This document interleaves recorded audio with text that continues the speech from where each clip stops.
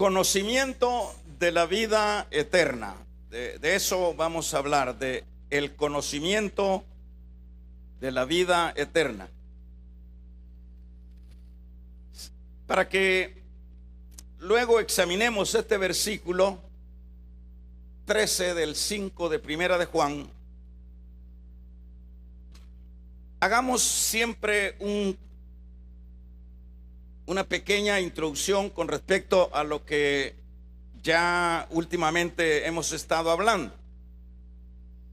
Primeramente, los falsos apóstoles o falsos maestros en el tiempo de Juan buscaban, decíamos, confundir a la iglesia, enseñando que el hombre Jesús no era Dios.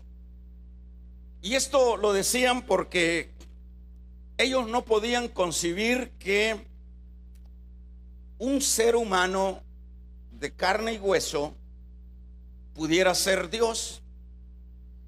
Y esta era la posición o la enseñanza que se estaba dando en el tiempo de Juan, y no solo en las iglesias a las cuales se dirige Juan, sino en muchas otras comunidades cristianas.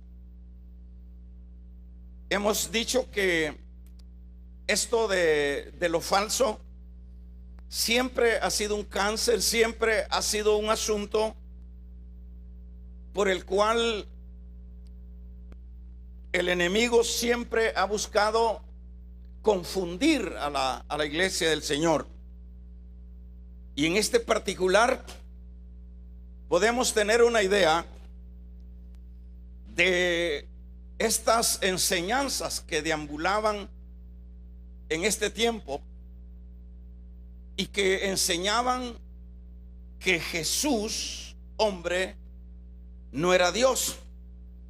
Esa es la razón por la cual en este caso Juan refuta, hermanos, esto, diciendo Jesús, hombre, comprobó que era el Hijo de Dios mediante agua. Es decir, por lo que dijo el Señor en aquella ocasión cuando Jesús llegó a lo que es el Jordán, al bautismo. Juan, como decíamos, está en este particular, va a refutar tal enseñanza haciendo tres aclaraciones que son las que comprueban que Jesús, hombre, era el mismo Dios. Y en este caso, primeramente, el apóstol Juan está diciendo que esto se comprueba cuando Jesús fue a las aguas. En este caso es cuando el Padre dio voces en el cielo, justamente cuando Juan el Bautista estaba llevando a cabo lo que era esta actividad del bautismo al Señor. Dijo en esa ocasión esa voz en el cielo: este es mi Hijo amado, en quien tengo contentamiento. Eso sucedió, por supuesto, en ese evento de el bautismo del Señor. Entonces, en este caso, Juan está diciendo que Jesús, hombre, comprobó que no era un simple hombre, que no era un mero hombre, sino que mostró, testificó a través de las aguas, ¿verdad?, que era el Hijo de Dios. Qué buena posición de Juan para sus lectores, porque como ya hemos mencionado que esta iglesia, de hecho, es una iglesia que no tiene mucha experiencia. Es una iglesia que está, o estas iglesias en este tiempo estaban despegando, pero luego vienen enseñanzas tan terriblemente peligrosas como esta. Pero Juan sale, hermanos, al paso para desvirtuar tales posiciones. Una segunda razón y un segundo testimonio, Juan está diciendo que es mediante la sangre, por medio de la cruz, que es también, eso testificaba que Jesús, hombre, era el Cristo, que era el mismo Dios. Y esto pues es lo que nosotros vemos allá en los evangelios, cuando dice que un soldado romano golpeó lo que es el costado del Señor, y dice que luego que lo golpeó con la lanza salió agua y sangre. Eso testificaba, era una segunda verdad, que Jesús era el mismo Dios. También Juan ha estado diciendo en los versículos anteriores que también la realidad de que Jesús, hombre, era Dios, es mediante el testimonio del Espíritu, porque dice: el Espíritu es verdad. El Espíritu mismo, hermanos, siempre se encargó de testificar la deidad, la realidad de Jesús como Dios. El Espíritu dio testimonio. En este caso vamos a ver y vamos a resumir tres aspectos de estos tres testimonios que está dando Juan a la iglesia, por supuesto, para que la iglesia pueda, diríamos, deshacerse de ideas que no tenían nada que ver con su fe. Y en este caso, por ejemplo, veríamos dos aspectos. Cuando una de las realidades que Jesús, hombre, era Dios, decíamos que era el agua. El agua del bautismo estaba tipificando que, hermanos, sepultaba la vieja creación. Es decir, esa es la idea. Cuando Jesús va a las aguas, no estemos pensando que Él fue a las aguas como nosotros vamos. Nosotros vamos al bautismo de las aguas porque somos pecadores, y como pecadores simbolizamos en ese acto ceremonial del bautismo que sepultamos nuestro viejo hombre, y que el que sale del agua es el hombre nuevo. Y eso es un simbolismo que a la verdad pues debe de tomarse de esa manera.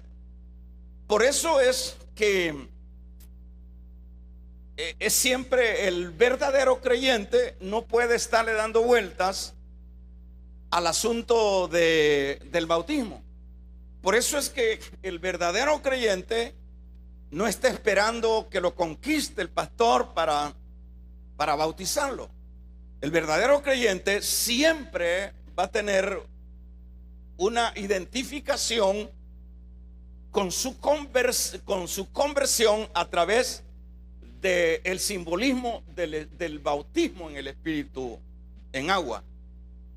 Es decir, nosotros vemos el caso, aunque el tema no es el bautismo en agua, pero eso es lo que estaba prácticamente simbolizando el Señor con pasar a las aguas. Está diciendo que está sepultando la vieja creación del hombre pecador, no de él. Y cuando se habla de el segundo testimonio que es la sangre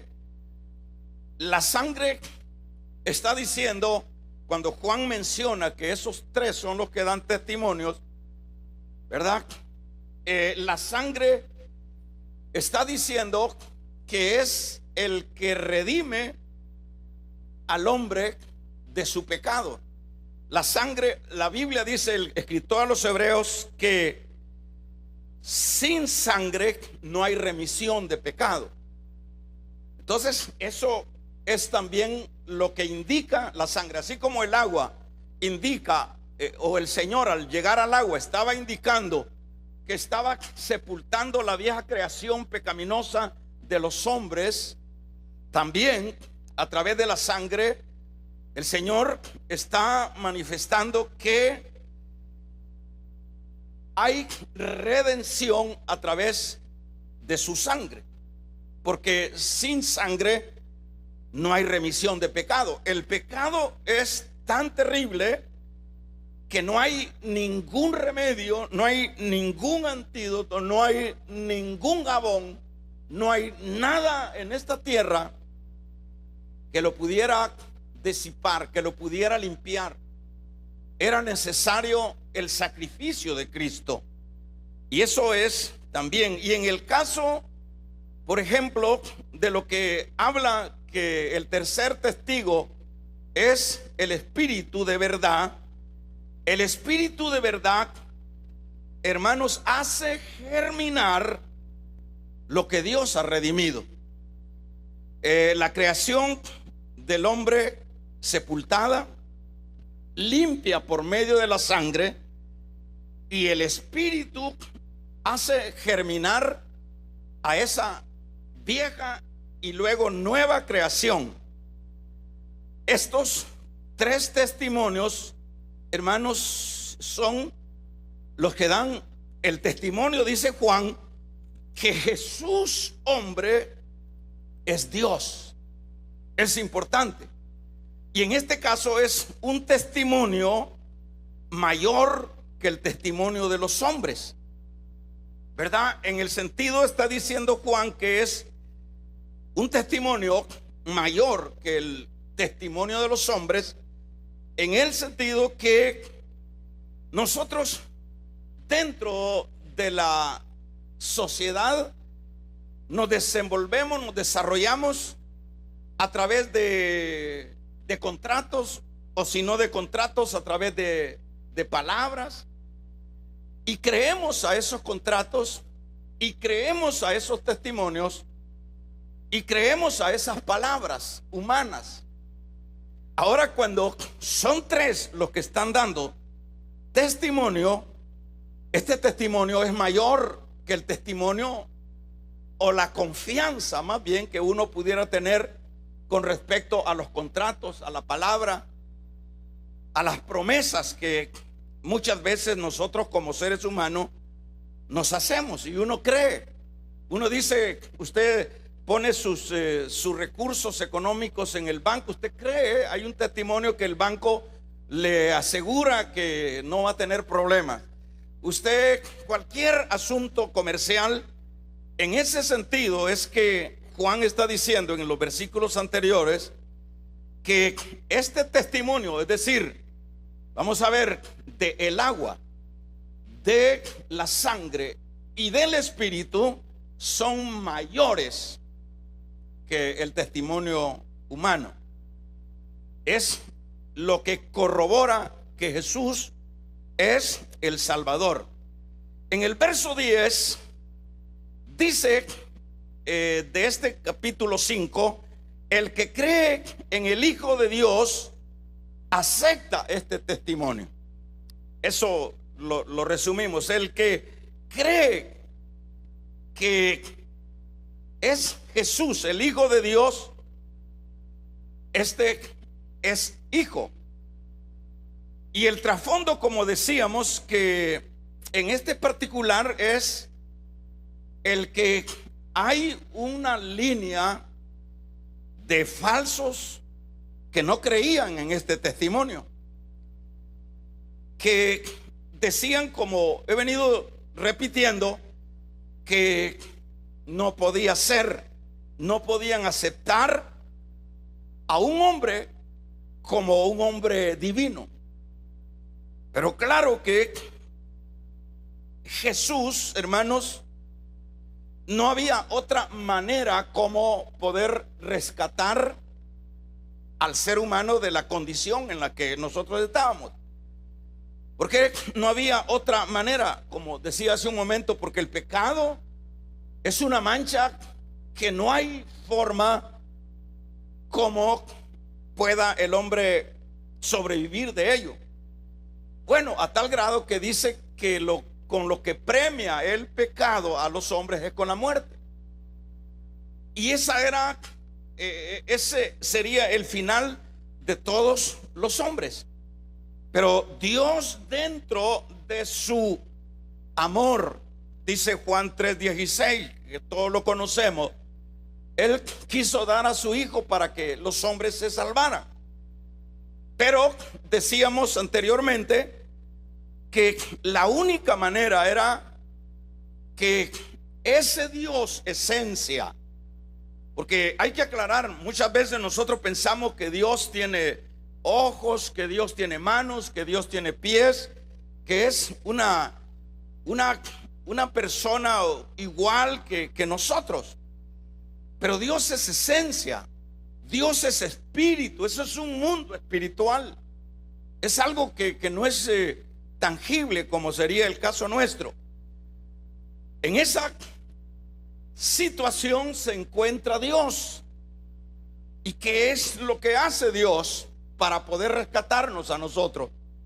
Para poder darle vida a ese hombre que tiene como premio la muerte por causa de su pecado. Entonces, ¿qué es lo que hace Dios? En esa eternidad que es, hermanos, el plan eterno de salvación, decidieron dentro de eso eterno que Dios se iba a hacer hombre, que Dios se iba a rebajar a la condición de hombre, que es lo que dice Filipenses capítulo número 2. Dice: Dios, no estimando ser igual a Dios, se humilló a sí mismo, tomando forma de hombre, y en condición de hombre se humilló hasta lo sumo. Es decir, allá dice Juan en su capítulo 1: y el verbo se hizo carne. Verbo es la palabra, verbo es la esencia. Esa esencia se hizo carne, se materializó en la matriz de María. Vino el Espíritu Santo sobre María y concibió del Espíritu Santo, y tuvo el proceso humano de nacimiento.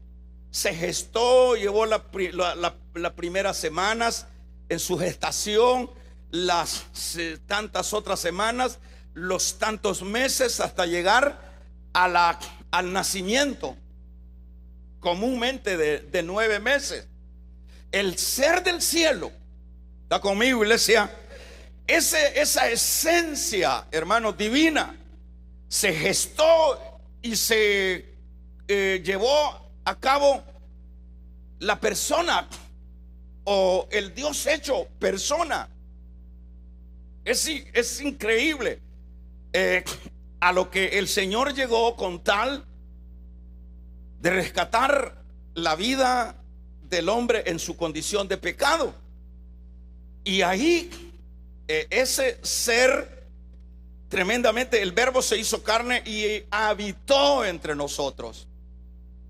Ya lo hemos venido diciendo que no había otra manera como pudiéramos entenderle. ¿Y cómo le vamos a entender nosotros? Si como hombres no tenemos, hermanos, no tenemos un porcentaje significativo para poder comprender los asuntos de Dios. La única manera para que pudiésemos haber comprendido el amor, la salvación y la condición en la que estábamos era que alguien, y este alguien era Dios, se convirtiera en hombre.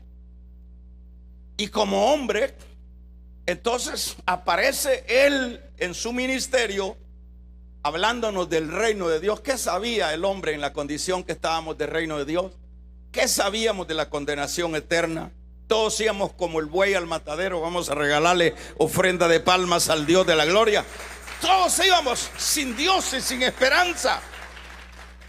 ¿Qué sabíamos? Y es ahí donde ese Jesús, nombre humano, el nombre Jesús decíamos que significa Salvador, pero era un nombre común.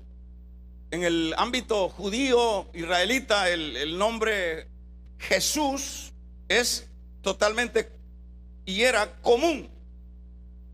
Y en este sentido es de lo que se agarraban los falsos para no dar cabida a que no podía ser que esa divinidad se convirtiera en hombre.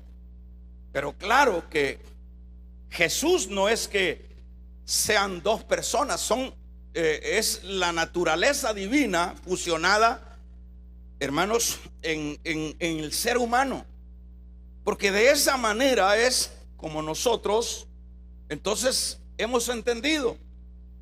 Y ese Jesús es el que tiene la naturaleza puramente humana como la naturaleza 100% también divina.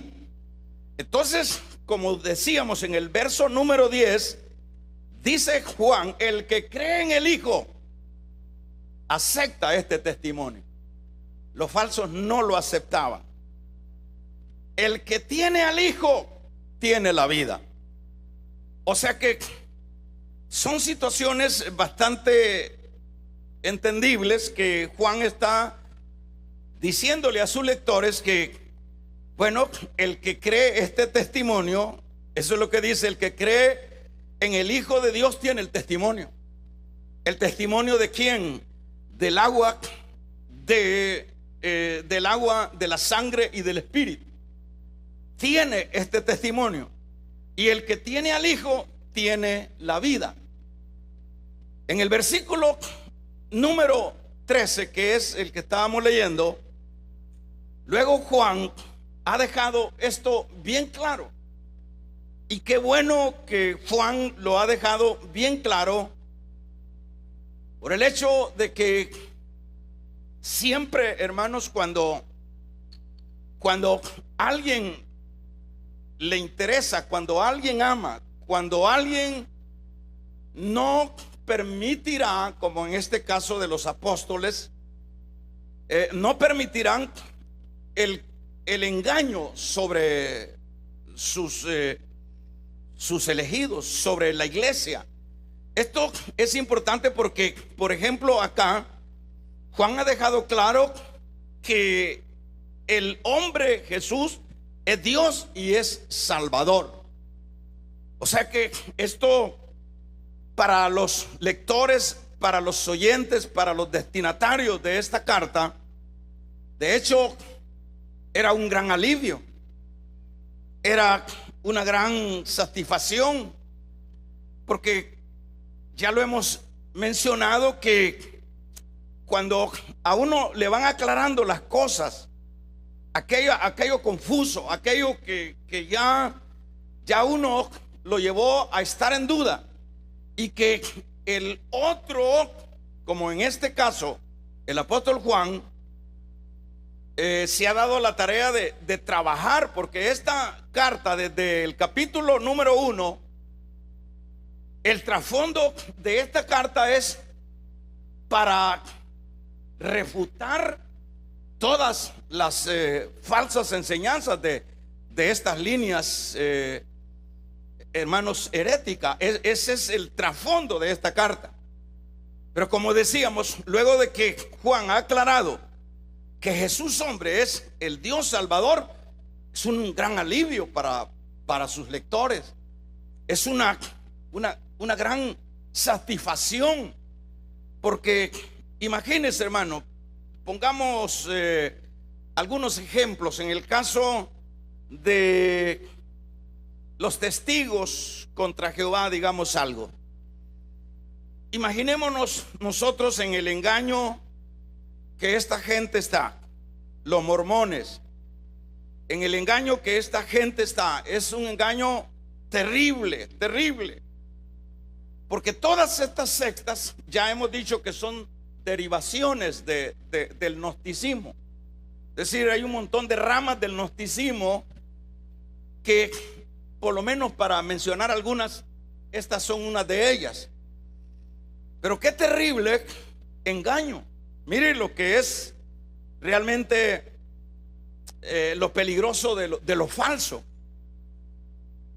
En el caso de estas líneas, de estos movimientos sectarios, los miembros de esas sectas, yo he hablado en algunas ocasiones con personas familiares que pertenecen a esas sectas, y son personas que están tan convencidas que esa es la verdad, que esa es la doctrina de la salvación, que eso es lo cierto con respecto a esto de la salvación.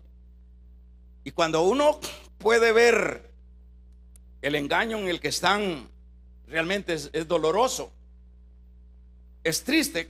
¿Por qué? Porque siempre hemos dicho que lo peligroso dentro de la vida espiritual, aparte de lo que son las tentaciones, aparte de lo que son los pecados que pueden ir apareciendo y nos pueden ir noqueando en la vida de la fe, lo más peligroso para el ser humano es el engaño doctrinal, la falsa religión.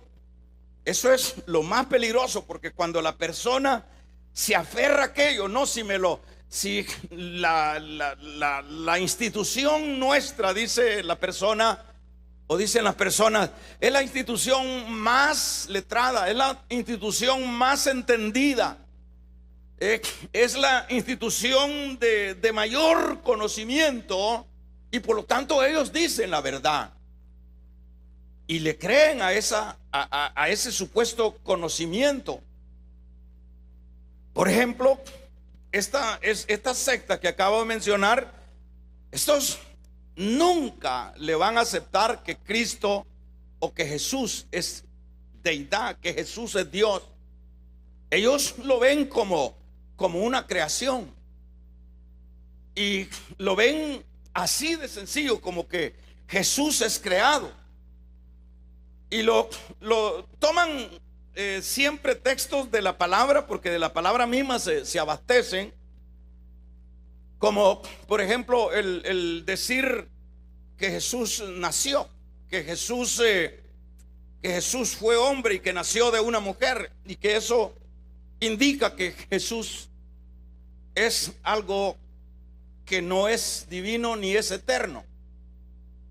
Pero ahí estamos hablando del inicio de la vida de Jesús hombre, del Cristo hombre.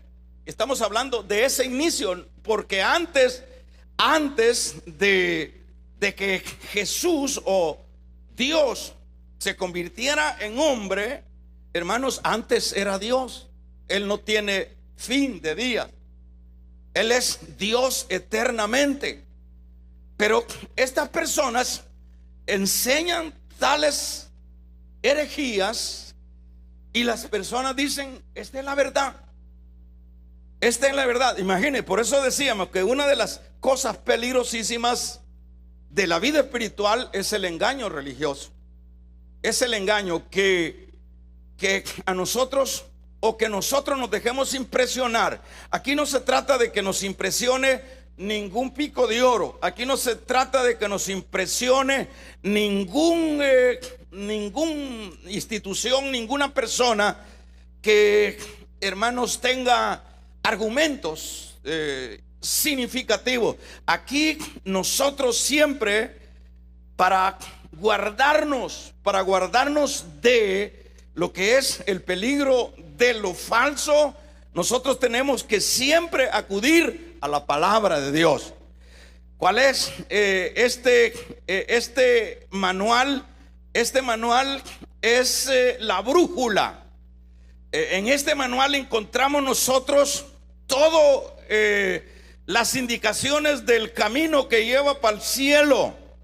Aquí no hay que ponerle. Por eso es que es peligroso que en las iglesias, o los que están al frente de iglesia, hermanos, desarrollen sus actividades ocultos a través de revelaciones, a través de que el santo me dijo esto, a través de que anoche soñé tal cosa y que el Señor me dijo. Aquí no hay que dejarse sorprender por sueños ni por revelaciones externas. Aquí nosotros tenemos que venir a la palabra de Dios. La palabra dice: es lámpara a nuestros pies y es lumbrera en nuestros caminos.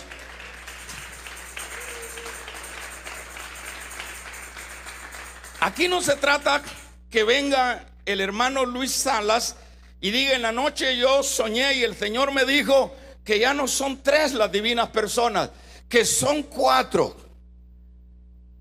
Desde ese momento usted tiene la autorización de irse de este lugar, porque usted tiene que basarse en la indicación de la palabra. Pero la gente no está interesada en cuidarse, porque, como decíamos, es el peligro más grande. ¿Por qué? Porque media vez se traga uno el cebo del anzuelo del engaño, de allá no lo saca nadie. De ahí no lo saca nadie. De ahí dice: no, sé que de las cosas más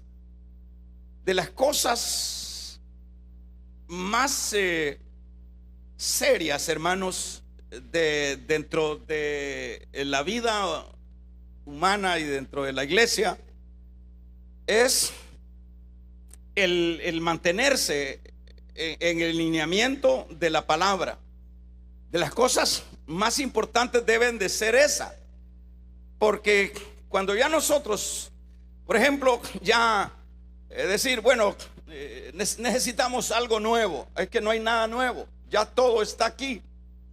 Necesitamos astralidades, ya no necesitamos astralidades, necesitamos centralizarnos en la palabra, ¿verdad? Entonces Juan ha aclarado, ¿verdad?, que Jesús hombre es Dios, y no solo Dios, es Dios Salvador, ¿verdad? Ese es Dios Salvador. Entonces, qué importante es que Juan está haciendo su trabajo. Y qué bueno es que también sus lectores le pongan atención, porque hay gente que se les está alertando, se les está diciendo: mire, usted tiene que tener cuidado, porque mire, ahora dentro de las redes, hermanos, hay miles de herejías, de gente que uno no cree, a tal grado que personas que han sido confiables en la predicación, ahora, como pues sí, la gente quiere impresionar con nuevos descubrimientos bíblicos, con nuevas revelaciones. Personas confiables ahí vienen diciendo que no hay problema que el cristiano se suicide, porque de todos modos, si es cristiano, se va a salvar. O sea, personas que han tenido prestigio en su predicación, han tenido confiabilidad en su predicación. Pero imagine ya usted escuchando eso, y al rato le agarra por ahí un problema y dice: bueno, si el pastor, el doctor tal dijo tal cosa, dice que no hay problema, y es más, Judas se salvó. Entonces, ¿qué está? ¿Cuáles son las puertas que se están abriendo? La gente toda anda acelerada, e incluyéndonos nosotros. Cualquier, hermano, decepción, cualquier flaqueza, puede estar dentro de nosotros. Nos fue mal en el negocio, nos fue mal en la familia, nos fue mal en la salud, y nosotros decimos, bueno, ¿y qué sentido tiene si hay una salida? El doctor fulano de tal dice que no hay problema, que puedo suicidarme, y la persona débil se va a poner el lazo, la persona débil se va a poner la pistola. Por eso le digo que qué bueno que la persona, que primero haya quien lo quiera reconvenir a uno y le diga, mira, tened cuidado de lo más que todo sobre las cosas, tenés que tener cuidado, es de las falsas enseñanzas, no te dejes sorprender. Pero por otro lado, qué bueno aquellas personas que son receptivas, aquellas personas que dicen, cierto, que uno le diga, busca la Biblia, documentarte en la Biblia, no te vayas por las emociones, no te vayas por las cosas que ves, ¿verdad? Porque cuántas personas caen en la trampa a través de milagros, porque dicen, no, si es que los milagros son los que corroboran. No, no son los milagros los que corroboran quién tiene la verdad. Juan el Bautista nunca hizo un milagro. Damos un amén, iglesia. No son los milagros. El milagro más grande es la conversión. Nosotros no nos podemos ir porque alguien, hermanos, haga cosas extraordinarias. No, no se trata de eso. Aquí se trata, hermanos, de poner los ojos en el autor y consumador de la fe, que se llama Jesucristo. Vamos a regalarle ofrenda de palmas al Dios de la gloria. Entonces, como decíamos, a manera de tema, conocimiento de la vida eterna. Juan les ha aclarado que Jesús es el Salvador. Segundo, los que creen en Jesús como Salvador deben de saber que tienen vida eterna. Den un amén los que hemos creído en que Jesús es el Salvador. Lo que dice, hermanos, Hechos capítulo 4 verso 12 es interesante, porque habla de esa realidad. Habla que no hay otro nombre, no hay otro nombre. Eso es lo que dice. De hecho, en ningún otro hay salvación, porque no hay bajo el cielo otro nombre dado a los hombres mediante el cual podamos ser salvos. No hay otro nombre. No salva el pastor, no salva el papa, no salva María, no salva una institución, no salva a nadie. El único que murió y dio su vida es Jesús hombre, para salvar a los pecadores. Él es el único. Por eso es que dice acá, de hecho, en ningún otro hay salvación. No hay nadie que salve, no hay ninguna religión, que la religión es la mía. Hay miles de religiones, pero ninguna religión salva. El único que salva es Cristo. Entonces, esto es un gran conocimiento. Primero, saber que Jesús hombre es Salvador. Segundo, saber que Jesús hombre, hermanos, solo Él es el que tiene salvación. También puede, hermanos, saber la persona, aquellos que hemos creído, saber que solo en Jesús es como llegamos nosotros a ser su familia. Solo en Jesús. Eso es lo que dice Juan en su capítulo 1:12. Dice Juan, y a los suyos vino, mas los suyos no le recibieron, mas los que creyeron, a esos los que creyeron que Jesús hombre es el Salvador, que Jesús hombre es Dios. A los que creyeron eso, a esos Dios les ha dado la potestad de ser llamados hijos de Dios. Regálele ofrenda de palma al Dios de la gloria. Hijos de Dios. A eso. Entonces, el conocimiento, hermanos, el conocimiento de la vida eterna es que Jesús es el Salvador, que no hay nadie más que salve, que en Cristo tenemos nosotros, pasamos a ser de su familia. Es decir, todos nosotros, todos los que ahora hemos creído, yo parto de la idea que todos los que estamos acá y muchos otros hermanos que están a distancia hemos creído.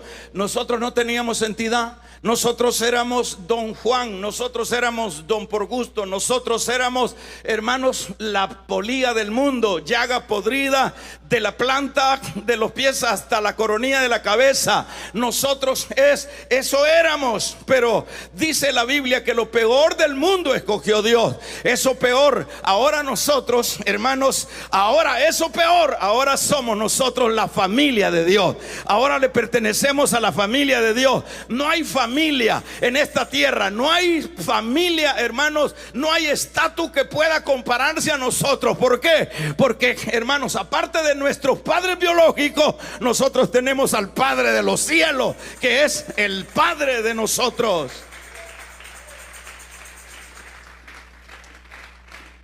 Tremendo. Dice Pedro, pueblo santo. ¿Y cómo éramos antes? ¿Santos de qué éramos? Nada. Pueblo escogido, real sacerdocio. Eso somos nosotros ahora para el Señor. O sea que este es el conocimiento de la vida eterna. En este caso, el que de verdad ha creído también tiene la actitud de permanecer. Eso lo identifica que ha creído. Son personas que permanecen ¿a dónde? En la verdad. Eso es lo que dice Juan 8:31. Dice: Jesús se dirigió entonces a los judíos que habían creído en él y les dijo: si se mantienen fieles a mis enseñanzas, serán realmente mis discípulos. Si permanecen, serán mis discípulos. Entonces, en esto siempre es importante ponerle una palabra. Nosotros podemos ver personas que, dicen, yo estoy convencido que Jesús es Dios y que es el Salvador y que no hay otro Salvador, y que, entonces, pero que se vea en tu recorrido cristiano, que se vea en tu recorrido o en nuestro recorrido. ¿En qué se puede ver? En la permanencia. En la permanencia, es decir, que nos mantengamos en el tiempo. ¿Por qué nosotros vemos personas que no se mantienen en el tiempo? Y nosotros somos una de nuestras muchas doctrinas es de que la salvación no se pierde. Pero ¿en qué consiste muchas personas que no permanecen? En que su vida cristiana es una vida que no ha tenido el maduramiento completo. Que en esto de la vida espiritual no puede haber ambigüedades. Que sí, que no, que sí, que no, que tal vez. Aquí no hay tal veces, aquí no hay sí, que no. Aquí el que ha creído en que Jesús hombre es Dios y es el Salvador, ese se mantiene en las buenas y en las malas, se mantiene en el tiempo, se mantiene en medio de la cárcel, se mantiene en medio del dolor, se mantiene en medio de la persecución. Vamos a regalarle ofrenda de palmas al Dios de la gloria. Esos no estarán, hermanos, poniendo condiciones para mantenerse. Vemos a un Pablo, hermanos, en la cárcel, en lugar de llorar, cantaba. ¿Por qué? Porque había creído que Jesús, hombre, era Dios, y no los movía nadie de sus posiciones. Pero aquel que ha creído así amayagadito, así como a la fuercecita, así como convencidito, Pero es que bien feo cuando alguien se entrega a Cristo por complacer a otro, o pasa presumiendo que se está entregando a Cristo públicamente, pero que no hay una convicción. Es que cuando uno viene a Cristo, hermanos, cuando uno viene a Cristo, es una metamorfosis, es una cosa, es un parimiento, es una cosa. Yo lo experimenté cuando yo vine. No fue fácil, para mí no fue fácil. Yo estaba hundido, estaba en el pozo de la desesperación.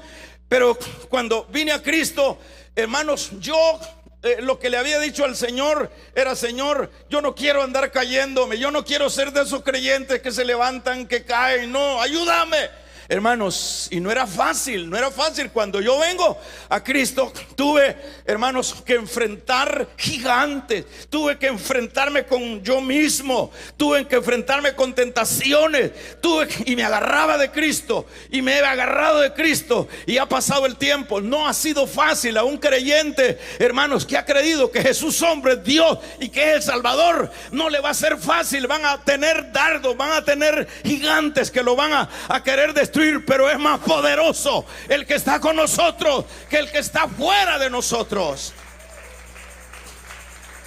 No es fácil, porque hay muchachitos cristianos que luego que le picó ahí por ahí algo, hermanos, y dicen: ya no. Ese cristianismo es ambiguo. Ese cristianismo no es de convicciones. El que ha creído que Jesús hombre es Dios, Salvador, y que en Él está la vida y que no hay otro Salvador más que Él, en las buenas y en las malas, empuja para adelante. No anda ahí ¿y qué le pasa ahora? Yo no digo que no nos vamos a debilitar en momentos, pero luego nos agarramos, luego seguimos adelante. ¿Por qué? ¿Por qué Pablo no se debilitaba? Porque Pablo no se había convertido en una predicación de un buen predicador. Se había encontrado con Jesús mismo, y por eso es que no lo detenía nadie. Y esa es la realidad del verdadero creyente. El verdadero creyente que se ha tenido su propia experiencia no lo deja. Si lo dejaron todos, como dijo Pablo: me dejó aquel, me dejó Alejandro, me dejó Demas, se fue al mundo Demas, pero hay uno que no me ha dejado, y eso no se mueve. Así que qué bueno que Juan alertó a la iglesia, y qué bueno que la iglesia fue receptiva al mensaje de Juan. Estos tiempos son terriblemente peligrosos, hermano. Como dije hace un momento, las redes están llenas de apóstatas, llenas. Ahí salió yo he sido aficionado de un cantante, es que ahora da miedo porque un cantante, y sale ahí que es católico. Yo pensé que era cristiano. O sea, o sea, la salvación la pone, que la salvación es por la fe y también por las obras, católico de primera marca. Y uno dice: bueno, por eso es que yo me he hecho todo así, hermanos, un poco esquivo. Y así tiene que ser uno, tiene que andar. Yo tenía un hijo de los míos que me gustó eso, me quedó grabado.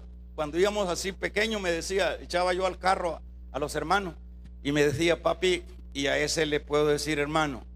O sea, pedía la autorización mío si le podía llamar hermano. Le dije: sí, es hermano, le decía.